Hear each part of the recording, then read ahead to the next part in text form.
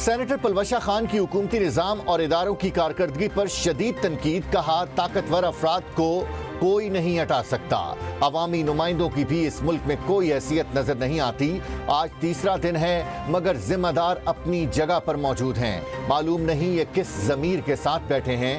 پیمز اسپتال عقوبت خانہ بن چکا ہے، وہاں جانے سے گھر مر جانا بہتر ہے۔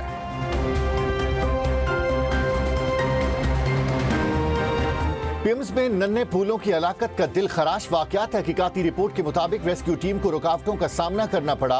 وارڈ پر تالے لگے ہوئے تھے، ٹیکنیکل سٹاف موجود نہیں تھا، آگ بجھانے کے مناسب آلات بھی نہیں تھے۔ ریسکیو ٹیم کو دیواریں توڑ کر اندر جانا پڑا۔ اسپتال کا عملہ ایمرجنسی صورتحال کے حوالے سے غیر تربیت یافتہ تھا۔ وزیراعظم کی تحقیقاتی کمیٹی کی ابتدائی رپورٹ تیار۔ رپورٹ میں عملے اور افسران کے بیانات ریکارڈ۔ کمیٹی نے آگ کی اطلاع اور فائر بریگیڈ کے پہنچنے کی ٹائم لائن بھی چیک کی۔ کمیٹی 5 روز میں تفصیلی رپورٹ دے گی۔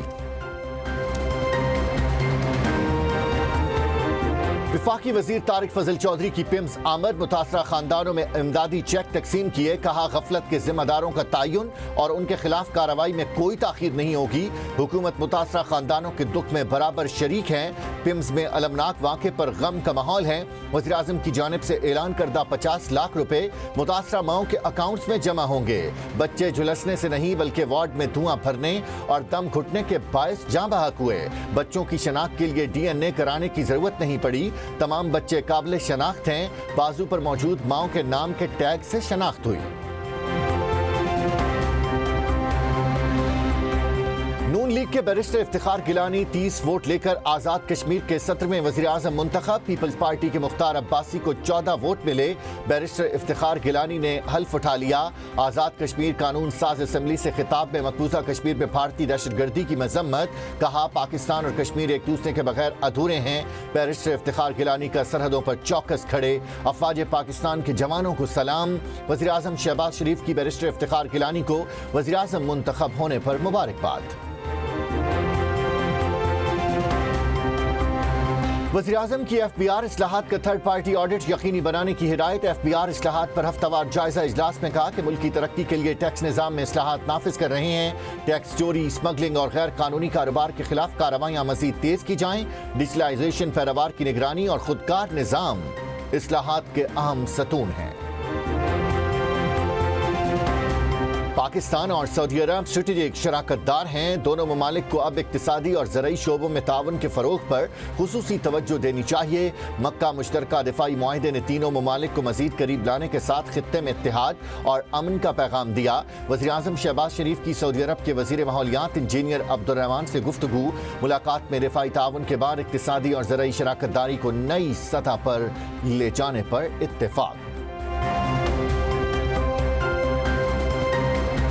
فیلڈ مارشل عاصم منیر سے سعودی وزیر ماحولیات کی ملاقات۔ دیرینہ برادرانہ تعلقات مزید مضبوط بنانے کے عزم کا اعادہ۔ پاکستان اور سعودی عرب میں طویل المدتی شراکت داری مزید مستحکم کرنے پر اتفاق۔ سعودی وزیر کا علاقائی امن و استحکام کے فروغ میں پاکستان کے مثبت کردار کو سراہا۔ دنیا بڑھتی ہوئی بے یقینی اور سوشل میڈیا پروپیگنڈے کے اثرات سے متاثر ہو رہی ہے۔ نوجوان حقائق پر مبنی تجزیاتی صلاحیت کو فروغ دیں۔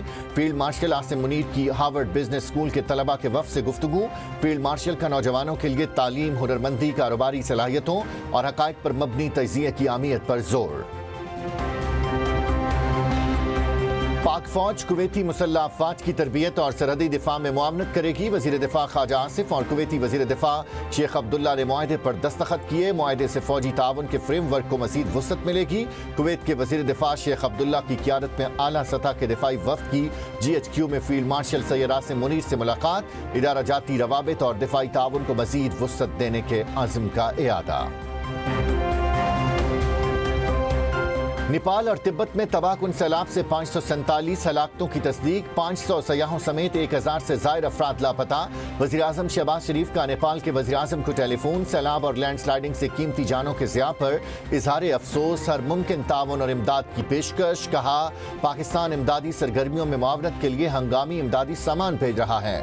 نیپال کے وزیر اعظم کا امداد کی فراخ دلانہ پیشکش پر اظہار تشکر۔ دورہ برطانیہ انتہائی کامیاب رہا۔ برطانوی سیاستدانوں سمیت عام شخصیات سے ملاقاتیں ہوئیں۔ نائب وزیر اعظم اسحاق ڈار کی لندن میں پریس کانفرنس، کہا کامن ویلتھ اجلاس کے لیے وزیر اعظم پاکستان کو دعوت دی گئی۔ عالمی بحری تنظیم کے سیکرٹری جنرل سے ملاقات میں غیرغمال پاکستانیوں کی رہائی پر بات کی۔ ثالثی کے لیے وزیر اعظم شہباز شریف اور فیلڈ مارشل کے کردار کو سراہا گیا۔ پاکستان آج سفارتی طور پر پہلے سے کہیں زیادہ بہتر مقام پر ہے۔ بھارت کے خلاف عظیم فتح سے پاکستان کا وقار عالمی سطح پر بلند ہوا۔ مسئلہ کشمیر حل کیے بغیر خطے میں امن ممکن نہیں۔ بھارت نے سنتاس معاہدے کو یک طرفہ طور پر معطل کیا۔ افغانستان اپنی سرزمین کو پاکستان کے خلاف استعمال ہونے سے روکے۔ نائب وزیر اعظم اور وزیر خارجہ اسحاق ڈار کا سعودی وزیر خارجہ شہزادہ فیصل بن فرحان سے ٹیلی فونک رابطہ۔ پاکستان اور سعودی عرب کے وزرائے خارجہ کا قریبی روابط برقرار رکھنے پر اتفاق۔ اسحاق ڈار کا ترک ہم منصب سے بھی ٹیلی فونک رابطہ۔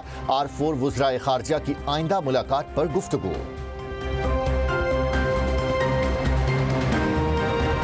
اب مزید نہیں، ٹرمپ کی سوشل میڈیا پر متنازعہ پوسٹیں۔ ایران نے ذہنی مریض قرار دے دیا۔ امریکی صدر نے آبنائے ہرمز سے متعلق متنازع گرافک سوشل میڈیا پر شیئر کی۔ امریکی علاقوں کے ساتھ آبنائے ہرمز کو بھی نمایاں کیا۔ نائب ایرانی وزیر خارجہ کاظم غریب آبادی کہتے ہیں ٹرمپ آبنائے ہرمز کے بارے میں وہم کا شکار ہیں۔ ایسے مریضوں کو 24 گھنٹے نگرانی اور علاج کی ضرورت ہوتی ہے۔ تہران پہلے ہی آبنائے ہرمز پر امریکی دعووں کو مسترد کر چکا۔ حکومت نے سپریم کورٹ کے حکم پر فراڈ کیا۔ وزیر اعلیٰ خیبر پختونخوا سہیل آفریدی کا کابینہ اجلاس میں الزام، کہا عدالتی احکامات کو ردی کی ٹوکری میں پھینکنا عدلیہ اور ججز کی توہین ہے۔ پوری قوم کی نظریں عدلیہ پر ہیں، عدالتوں کو انصاف کرنا ہوگا۔ وزیر اعلیٰ کا طالبات اور ملازمت پیشہ خواتین کے لیے الیکٹرک بائک اسکیم شروع کرنے کا اعلان۔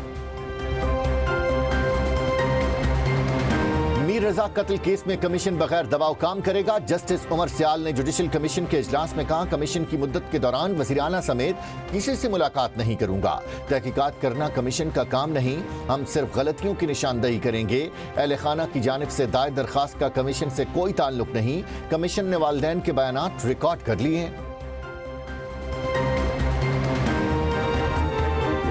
سپریم کورٹ کا 27ویں آئینی ترمیم کے خلاف درخواست وصول کرنے سے انکار۔ رجسٹرار آفس نے موقف اپنایا کہ اس نوعیت کی درخواستیں وفاقی آئینی عدالت میں دائر ہو سکتی ہیں۔ جسٹس ریٹائرڈ شبر رضا رضوی نے ترمیم کو چیلنج کیا تھا۔ درخواست میں کہا گیا کہ آئین کی بنیادی خد و خال تبدیل نہیں کیے جا سکتے۔